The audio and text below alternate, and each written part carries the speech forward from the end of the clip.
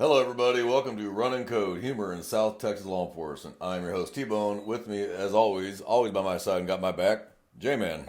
What's up, man? J-Man, how was your week, man? Week was good. Yeah, you stay busy? Oh yeah. Yeah, Every day I'm virtually busy. And as we're here talking about this morning, it is colder than a witch's titty and a brass bra outside. It is freezing today. Yeah, it's pretty frigid. Yeah, I actually turned on the heater in here, and I never run the heater. It is cold. But I think today we're going to talk about funny stuff that cops do with guns. Now, we had an episode on guns, Yeah. episode 3, 2, something like that. It's very early. Very That early. was about other people. Now we're going to talk about the stupid shit we do as cops with guns. Mm-hmm. Now the public likes to think, yeah, it happens. Oh, the public likes to think that we're masters of guns. Nothing could be further from the truth. If they actually saw what annual qualifications look like, it would scare the hell out of people.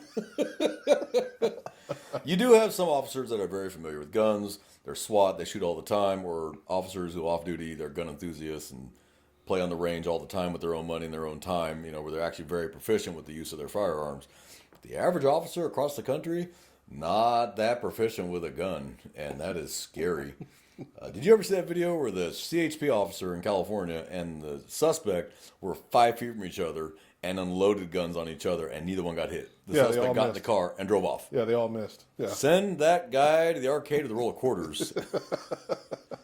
He emptied a mag. The bad guy emptied a mag. Nobody hit. I don't even think the Suburban that he was standing next to got hit. Nobody on the highway got hit. Where all those bullets went, it's like 30 rounds. Don't know where they went. They were 5 feet from each other. And people are like, how can you miss at that range? Believe me, you actually can. Yeah, no, you can. It's a small bullet in a big space. So that actually happens more often than we think. You see those shootout videos where officers fire 100 rounds, bad guy fires 15 rounds or whatever from his weapon, and nobody hit.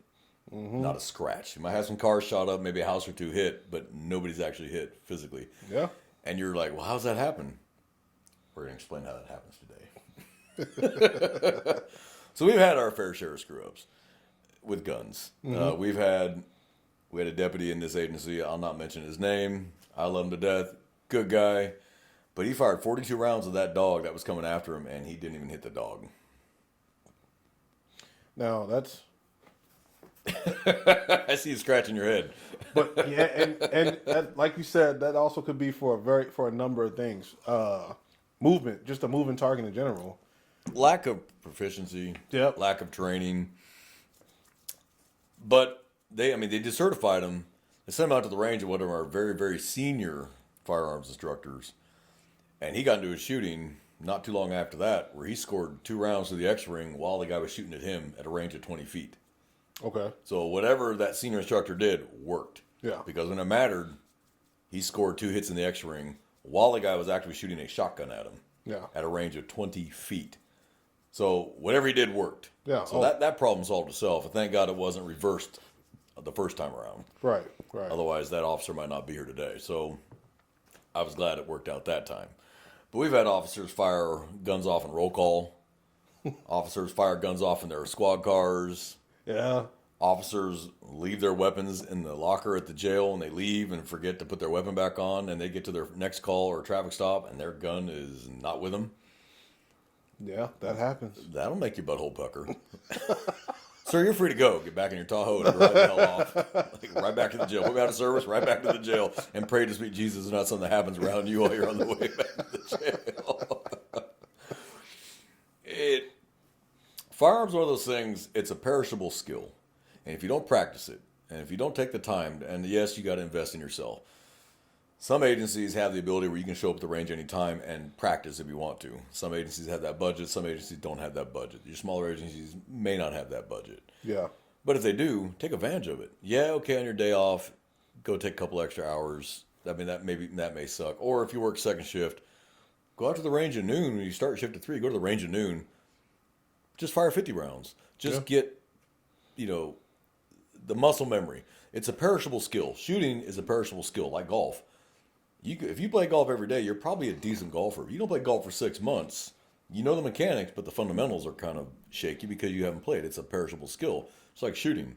If you don't maintain it, and yeah, you have the fundamentals, But if you don't really work on that fine muscle control, trigger squeeze and grip, stuff like that, it does tend to leave. You know, and the body remembers training under stress. How you train under stress is how you're going to react in a real world situation.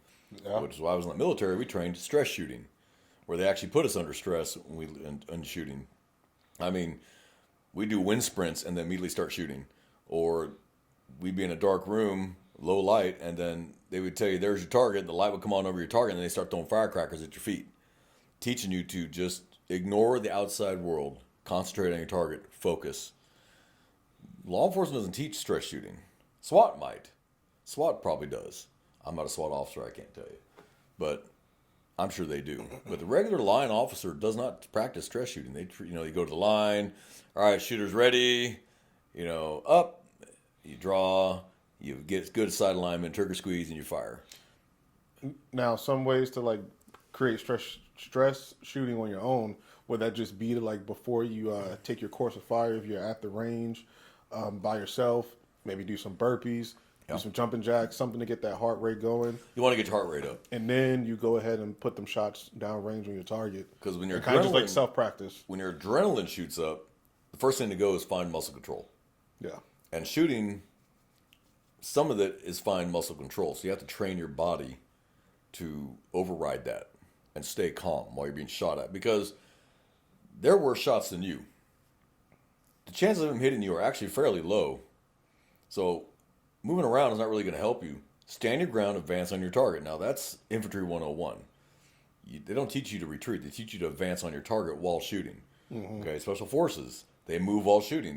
They train that in CQB. Move while shooting. Move towards your target because you're going to freak them out. The closer you get, the more scared they're going to get, and they're just going to start shooting wildly. They're going to hit the wall, ceiling, everything but you. Might they get you? They might. I mean, they might. That's the risk you take. But if you don't practice this, one of you is going to get lucky, and it might not be you. Right.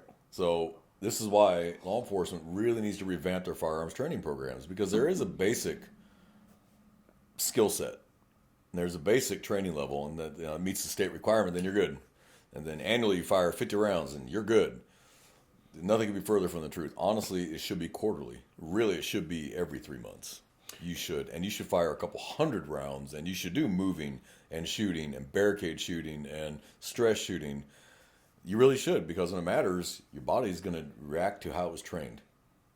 I have heard the attitude on range day that it seemed more of an inconvenience than anything. Like, I have to, I could have just had this day off, but I had to come to the range. And typically with most agencies, most larger agencies, the range is usually tied with in-service. So they're already pretty pissed off that they have to be an in-service depending on how that officer is. And then the fact you got to go to the range also, and it could be hot, it could be super cold. Yeah. You have to wait for everybody to catch up and get to the right course of fire, have the right amount of rounds. You got to wear your vest. Yeah, so it's... And there's a reason that they make you wear your vest on the range. Oh, no. Yeah. We're not going to mention his name, but he shot himself. No, yeah, and then I was in the academy at SAC, and there was a female officer in the prior class that an instructor got hit with fragments, bullet fragments. I heard about that. Yeah, so if you go to any police shooting range and you look at it, you're going to see bullet holes all over the place. You're going to see them in the ceiling. You're going to see them in the walls. You're going to see them in the floor. You're going to see them in the stanchions that are underneath the targets. You're going to see bullet holes everywhere except the damn targets. And the ones on the ceiling really cracked me up. But then you look, and there's ones on the floor next to where they were standing. So they drew and fired around into the ground. Thank God they didn't shoot their own foot or someone else's foot. And we did have an officer in this agency years and years and years ago. I mean, this is probably 8 years ago, who drew and shot himself, and the bullet traveled down his leg and exited out his, I think it was his heel or near his ankle, but the bullet went down his leg. Yeah, it's... And, of course, the overreaction of the administration. Oh, my God. Stop. Okay, this happens. It's going to happen. Statistically, you're going to have a firearms incident. In an agency as large as ours, you're going to have a firearms incident. Yeah. It's just, it's the numbers. It's going to come up. Now, hopefully, it's a minor, not a major, where someone actually is seriously like injured or even, at worst, killed. A lot of these things, and then, but the flip coin of that, officers that play with their guns like they're toys. There's a video of that officer who was twirling his Glock around his head and fired around right by his head and went right by his ear and into the wall. Like, oh yeah, that's TikTok. It was TikTok or YouTube. I want to say it was TikTok. It's one of those, yeah. But you got to ask, what was going through your mind? Fame? Yeah, he got famous for the wrong reasons. Fame is fame. Oh, I guess. I can't remember who said it, but as long as you spell my name right, I don't care what you say about me. Yeah, pretty much. But still, I mean, these aren't toys. You know, and that same officer, I guarantee you, be telling kids, that's not a toy, that's not a toy, that's not a toy. It's like that very famous agent, that video of that DEA agent. He was in a classroom. He was in a classroom, and he fired around in his own leg. Now, he took it well, because I think he even said something along the lines of, you don't do that, and he just kind of hobbled away and holstered it. He ended up getting fired from the DEA for that. And it was a classroom full of children. Yeah, probably not the worst idea. He was playing with a gun, a loaded gun. Now we all know the firearms rules. Treat every gun as if it's loaded. Yep. Unless I take the damn thing apart, it's loaded. Mm-hmm. So I never take it personally. When I check my firearm and they hand it to somebody else and they check it again, there ain't nothing wrong with that. I encourage that. Please check it. Yeah. I'm human. But I'd rather you take the extra second to check it than I screwed up and you just take it and it turns out to be live and you fire a round off. Mm-hmm. Because with a Glock, what do you have to do?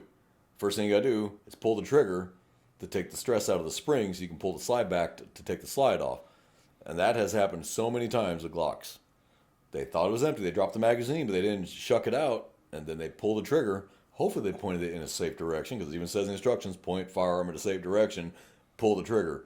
But the first thing it says is clear the weapon. Mm-hmm. They skip the steps. They do it backwards. Well, they cleared it all right. It's empty now. But hopefully you just shot a hole in the floor and you have an embarrassing story. Yeah. Versus you hit your dog, your cat, your wife, your kids, because you're fucking with your gun because you don't know what the hell you're doing, because you're not confident in what you're doing. Yeah. If you practice enough, it becomes second nature, but never forget the safety firearms fundamentals, and officers have a hard time remembering these safety fundamentals. Yeah. So it's funny now. It's funny when no one's hurt. You just got an embarrassing story. You shot a hole in the floor at roll call. You shot a hole in the roof of your cruiser. You shot okay, that's funny. Haha, no one got hurt. You get your butt chewed. Maybe you get a couple days vacation. But you learn your lesson and you don't do it again. And you learn proficiency. I've seen officers that are grown men and women act terrified of these firearms on the range. They scare the hell out of me. I always try to stand at the far end of the shooting range, either the far left or the far right. I prefer far left. Most people are right-handed. So they draw, they're going to come up and come around their right side. I want to be on the left. So I go to the far end of the shooting line. At least I don't have to worry about anyone to my left. I just have to worry about the people to my right. And the drill that scares me is when they have them face the left wall and then turn and draw. Oh, that drill scares the hell out of me, because there's a whole lot of officers who are not waiting until they finish turning to pull. They're pulling while they're turning, and they're like flagging me, and I'm just like waiting for it. I'm just waiting for it that day. Or the 180 drill, where they say up, you look over your shoulder, then you turn, set your feet while drawing. Mm-hmm. They'll draw, then turn. But they draw, and now they're flagging everybody that's down to the right of them all the way around that target. Boy, that don't scare you nothing, Will. And for some of our non-LE listeners that are wondering what the word flagging means pointing a loaded firearm, the muzzle, which would be the front of the gun where the bullet comes out, at other people, not your intended target. That's not a good all thing. Day. That's all day. That's a terrible thing to do. Don't do that. Yeah, that's a terrible thing to do. Officers do that. I had a part-time gig on the weekends. I was a range master at a local shooting range here.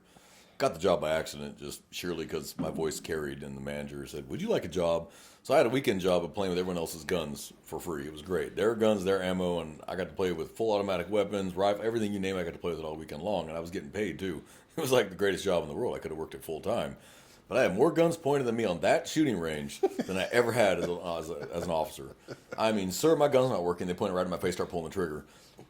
Talk about your heart stops for a second. I think the first time I ever had a use of force outside of being an officer was punching a guy who pointed a gun right in my face. And he didn't do it maliciously, and I didn't sock him to be mean. It was just reactionary. I pushed the gun away and socked him in the mouth. I look around, there's a bore of a 45 in my face. I had a guy, he was pointing a gun at his wife. They're standing next to each other, and he's holding the gun like this, and she's standing right here. And he's got his finger in the trigger, just sitting there pointing a gun at her while they're talking. I walked up and I pushed the gun down range and said, "Sir, do you love your wife?" "Yeah." "Well, you were just pointing a loaded gun at your wife." And then she realized it, and she got a little bent. But I was like, I had to tell you that? Like, people, these aren't toys. Lots of the times, these are, it's negligence. It's negligence. That's It like is. the appropriate term. But to make people feel better, we say accidental. Well, no, but we've kind of gone away from the term accidental, though. Right. We now call it negligent discharge because it is negligent. The Yeah, gun didn't fire on its absolutely. own. Yeah. It didn't jump up, take off running, and start randomly shooting. You pulled the trigger. You manipulated the device to fire. Yeah. It was nothing the gun did. The gun is an inanimate object. You're in control of it. So obviously it was an accident. It wasn't an accident. It was negligent. You didn't do it on purpose, but it wasn't an accident. Let's be honest.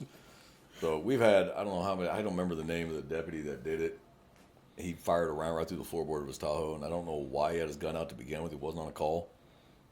But he fired a round right through the floorboard. I was like, what was your gun out of its holster for? They rest in the holster until you need it. There's no reason to have it out playing with it. You should have checked it before you came to work and made sure it was loaded and ready. Other than that, it stays in your holster until you need it. Now, when in doubt, whip it out. You can put it back just as quick. But there was no reason for it. Now, I've pulled mine out when I've had a car pull up next to me that looked like a car full of maybe not so nice people. I might have it out underneath the door, pointed at the door, just like, because I'm stuck and I have nowhere to go. So if I have to, at least I can get a few off if I have to through the door, because most people don't realize bullets go through doors just fine. Yeah. I mean, they'll punch the door of a Tahoe or a Crown Vic without a problem. So the doors don't offer any protection to you. The only thing that offers any protection in a vehicle is the engine block. The A, B, and C pillar might, because that's the frame of the car. Yeah. The door itself, you can punch a screwdriver through. What do you Yeah. think a bullet's going to do? Yeah. You can go right through it. Windshield glass, though, is pretty sturdy, but that's because the way it's angled. So bullets tend to hit and go And off. go in different directions. And they don't just come straight through. But side windows, they'll punch right through.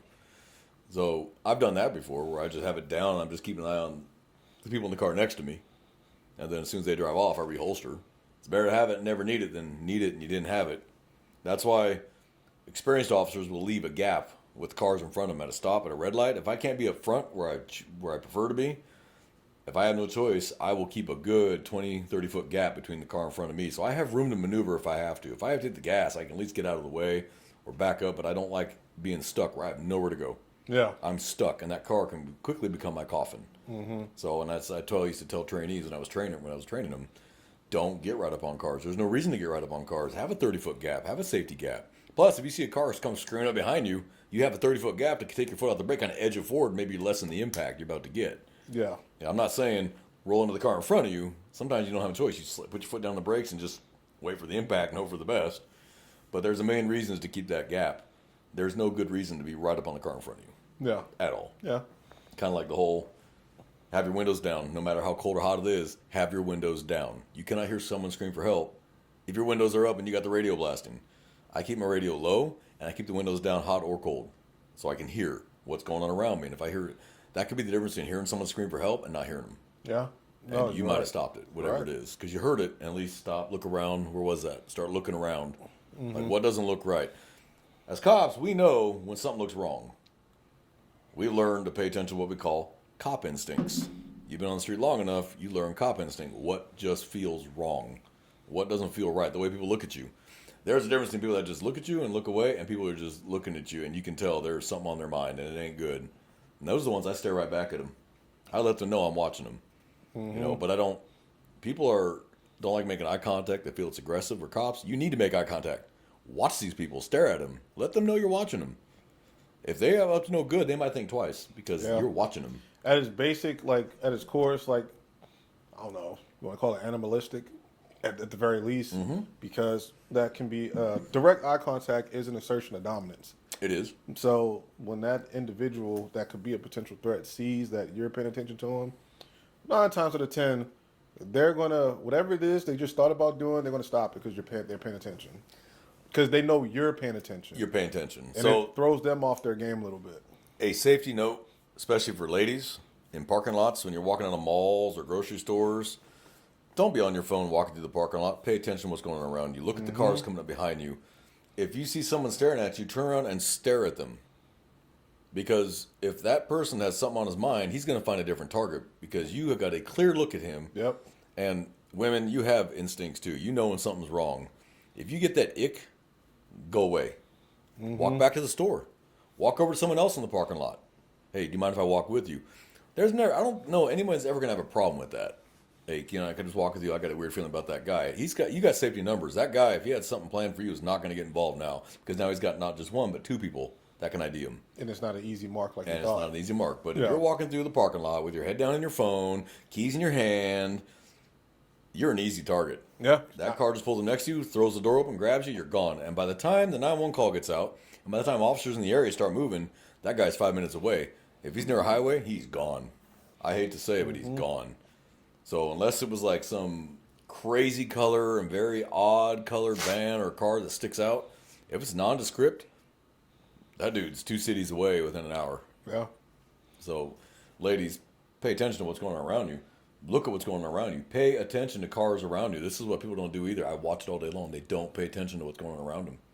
They're sitting in their lights and they're just looking forward. If they're not on their phone, they're just looking forward. They're not looking around at the cars around them. People, you need to pay attention to what's going on around you because that could be the difference between life and death. Yeah. And situational awareness. Essay, situational awareness. If you pay attention to what's going on around you, your chances of being a victim go down a lot. Very true. And, or, while we're on the topic of guns, leaving guns in your car. Yeah, bad idea. So they just did a story on the news. In this county alone, 3,100 guns were stolen out of cars last year. 3,100 in last year alone. 35,000 in the state guns were stolen out of cars. And I can guarantee at least a majority of those vehicles were left unopened. Yes, they were. Windows were not smashed. They're not popping the lock. Yeah, because like they don't the old smash school and grab days. anymore. Yeah, it's just these young juveniles, these adult males, they are just cruising around in a nondescript 4-door, lights off in the middle of the night, and just pulling on door handles just to see which car opens up. They're not going to do something that takes them too much time and draws too much attention like breaking a window. And I don't know why people like to leave their guns in the car to begin with. I don't understand that. If you're going to do that, at least leave it in a case with a lock on the case. Because even then they may see it. Maybe it might deter them, like, oh, damn, it's in the case, there's a lock. Nah, I'm just moving to the next one. Well, when they don't know what it is for sure. Right. But what we've found as officers is watching the ring footage and Vivint footage or whatever footage you have is that's exactly what they do. You have one car go down the street and you'll have kids on both sides of the streets and they're just walking down pulling on door handles and they'll pull one open.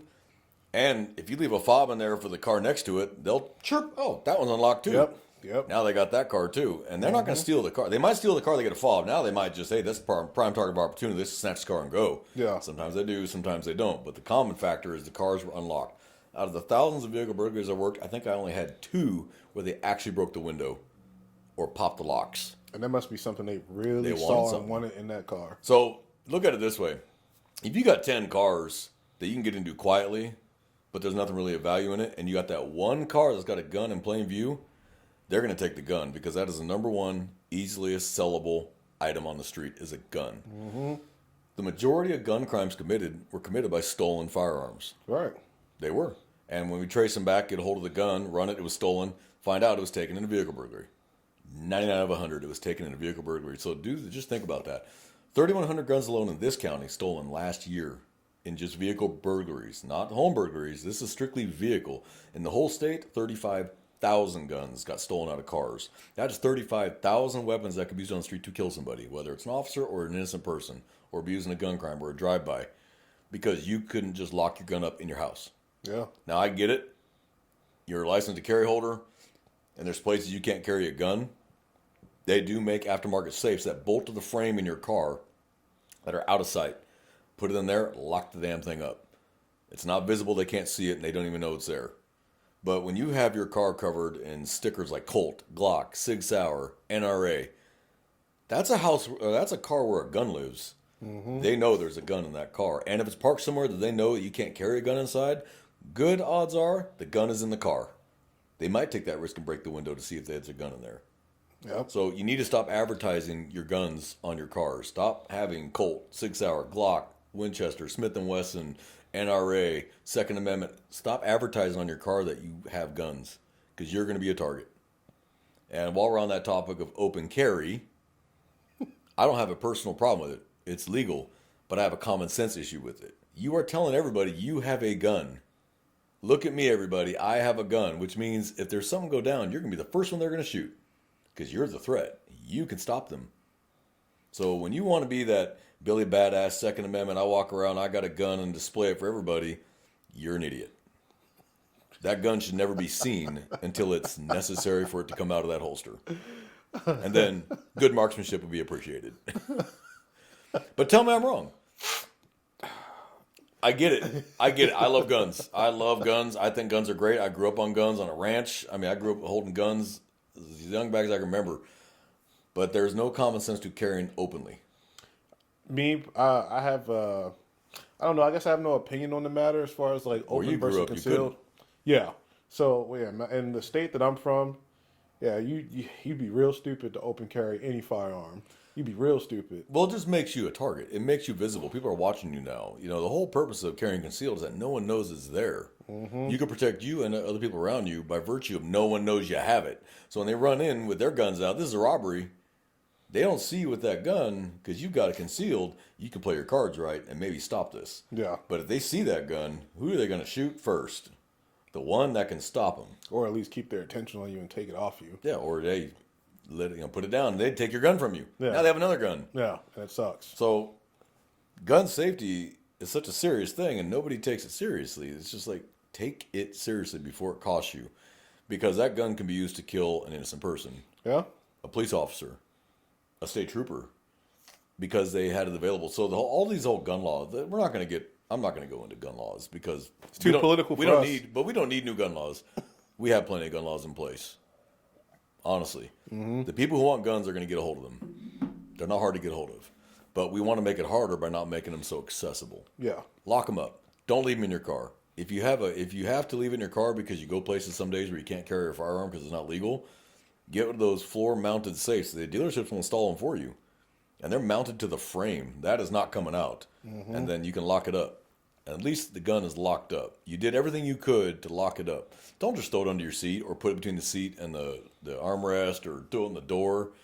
That's a red flag. They'll look right in that and they'll break the window because that's worth it. Instead of taking 10 cars, might get some jewelry, might get some change out of the glove box. They're gonna get a gun that they can sell for $400 or $500 on the street in an hour. It's gone. That gun is sold.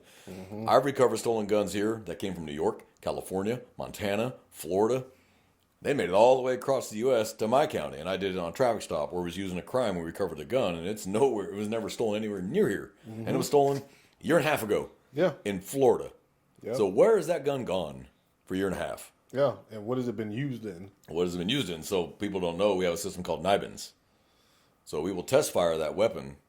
So I'll give you an example. Let's say we catch you with a stolen gun. Mm-hmm. We're going to submit the gun as evidence because it was evidence that you have a stolen firearm.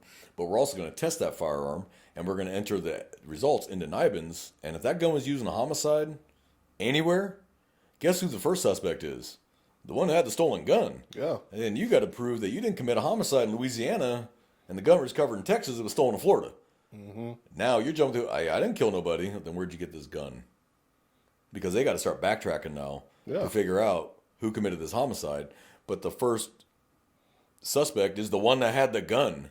Mm-hmm. So now you got to prove you never were in Florida and stole it, that you never were in Louisiana and used it, because you're already a felon, couldn't own a gun, or you're a prohibited possessor because you have domestic violence convictions, or you're under 21, couldn't buy a handgun, or whatever. Yeah. You have a gun you weren't supposed to have. The very virtue of being stolen means you're not allowed to have it. Because you didn't buy it from a gun store. You didn't run an ATF form and purchase it legally. Because Texas doesn't do gun registration. Yeah. We don't have California where you can actually run a person. It'll show you all the guns that they own. Yeah. I'm glad we don't have gun registration in Texas. We don't need it. I think, isn't that also, just a quick side note, isn't that also public record? Like, that can be looked up by anybody? You know, I'm not sure how that works in California. I wonder. I remember seeing and I could be very, very wrong, but I think proposed legislation in the beginning was that was going to be done, a person's name, how many firearms they have, and then where they are located in the home, and that was going to be public information. Now, maybe because, maybe somebody with some good ideas better than those ideas. Good ideas like, hey, maybe we shouldn't make it public at least because then maybe a it's burglar not. could see it and then go decide to hit this home on 1234, Ash Street because they know John Smith has 4 like AR style pistols or what have you, and they're going to go in there and go in his bedroom and get him and then leave. Well, I remember I worked a burglary where the guy had a huge gun safe and it was floor mounted. It was bolted to the floor. It was it was a good sized gun safe too. This wasn't a cheapo from Walmart. This was like one of those 1,800-pound gun safes with the 4-inch thick doors, fire rated. This was not a cheap safe. But he was on vacation. Somebody knew he was on vacation. So either they were staking him out or he put it on Facebook like a moron. Hey, I'm going out of town for 2 weeks. Really just advertised your house is empty for 2 weeks. Stop doing that, people. Stop putting your lives on social media and telling them where you're going and what you're doing because all you're doing is telegraphing it to criminals. They're going to use it for illegal purposes. They don't, the only reason they care you're out of town is they know they're not going to be bothered. That's it. But they knew, either they knew or lucky happenstance, but they kicked the door. The gun safe was next to a window, and we got the video from the neighbor, and it was a big jacked up truck. Very, big mudder tires. It was just a big, powerful truck. They put a chain around that safe and pulled it through the wall. Like, they legit yanked it through the wall. They chained it, ran into the bumper of that truck, and floored it down the street, and actually pulled the safe through the wall down the street. And then they jumped out. It was like 3 guys. They loaded it. They threw it in the back of the truck, threw the bed up on the truck, and took off. They were gone. The guy, and of course, he got called back from vacation because the neighbors heard this or saw it or whatever it was, and we got called. And he was out of town or at work or whatever he was. He was there when we took the report. And the huge safe-size hole in the wall of his house. And I said, please tell me you have the serial numbers of all those guns. Luckily, he did. He knew exactly what was in the safe. He had the serial numbers that makes the models. We were able to enter those guns immediately, as fast as we could. We got them entered at least, so they will pop up somewhere. Most guns are recovered on traffic stops. Yeah. That's where they're recovered from. I felt bad for the guy. He done everything he was supposed to do. It bolted in the floor. He had a serious gun safe. Still got him stolen. Nothing get done about it. Yeah, he did all he could. They did everything he was supposed to, and it just sucks. And they took it back to the den of thieves and cut the door off at their leisure and got those guns, I'm sure. Yeah. So, and we've had a few gun store burglaries. They had one in your old jurisdiction. Where they robbed it several times. Yeah, and I think cut a hole in the floor. Caught a hole in the floor being underneath because there was enough in the crawl space. And they did. They emptied that place out. I think that happened 2 or 3 times. I think they got robbed 2 or 3 times. And I think their alarm was for some reason didn't go off or it didn't work. Something of the sort. I think when they cut through the floor, they didn't have the sensors on for movement. They had the doors, but not the sensors. So I think that's where they were able to walk around and take their sweet time and load up God knows how many guns. And that must have been a lot of fun to enter into NCIC, all those stolen guns. That must have sucked. That was a phone call to dispatch. Well, so because even though, and this, maybe we might talk about this in a future episode, jurisdictional lines between agencies, because they were about it's literally maybe 20 feet away from my old jurisdiction's municipal limits. I believe your agency had to take it. Probably. And I hope that patrolman had a trainee, and that trainee had to enter all 400 guns as stolen. Yeah, so, good luck. Here's the list. Have fun. Call dispatch. For the listeners, sometimes you may want to report something that you may be in. You may prefer a jurisdiction, but you're not in that jurisdiction, so you actually have to give it to another agency's jurisdiction. And the jurisdictional lines suck. If we could actually have a color-coded map and just show you where every agency in Bexar County and where in the county and where the jurisdiction is, yeah, it would suck. I think that cat's out of the bag. It sucks. People think it's like the movies where we fight to get cases. It's mine. No, it's mine. It's the opposite. It's yours. No, it's yours. No, it's yours. We will stand on that county line, city line, municipal limit, whatever it is, and we'll point at each other and ask and beg them to take the case. You take it. No, you take it. No, have it on your side. Yeah, but it ended on your side.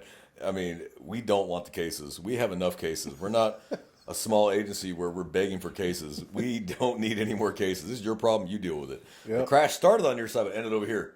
But that's yours because it started on your side. Oh, but it ended on your side. Oh. Tell me I'm wrong. No, you're not. Well, folks, we hope you found the funny in something today, but you also got an education. And remember what we told you. This is important about, please secure your firearms. Lock them up. Don't leave them in cars. If you know you have to run around all day, places you can't carry a gun, just don't have it with you that day. It sucks, but it's better than having it stolen and used and to hurt somebody. We want you obviously enjoy your Second Amendment right. We want you to take the pleasure of being able to own and carry firearms and shoot them, but we want you to be safe and make safe choices with those firearms. But part of the fun of, or part of the responsibility of owning a firearm is make responsible decisions with that firearm. So it's not just go to the shooting range, bang, bang, bang, have a great time. Make a smart decision while you have that firearm before it ends up hurting somebody else. So, listeners, hope you have a great week. Please stay warm. It is colder than hell right now. Please dress appropriately. A t-shirt is not appropriate. If it works for you and you're from Alaska and this is summer to you, hey, go for it. But this here is South Texas. We're not used to this. Oh, yeah. So, and when it starts getting icy, please slow down, but don't slam on the brakes. That's what gets you in trouble, or flooring it. Just let the momentum of your car carry over the overpass. It'll carry over just fine. I say that as a traffic officer who's going to be out there cleaning it up. So, J-Man, you got anything to add? No, that's it. That's funny. Can't let it carry you over the overpass. It will. It will. But we'll have a whole other discussion about ice driving, maybe after this winter season, where we can talk about all the funny crap we saw during this icy season. Well, Texas's version of an icy season. Yeah. So, folks, from J-Man and I here at Run and Code, wish you a safe week. Brothers and sisters, be safe out there. Take care of yourselves. And I have nothing else to add, J-Man. Nope, that's it. All right, we're out.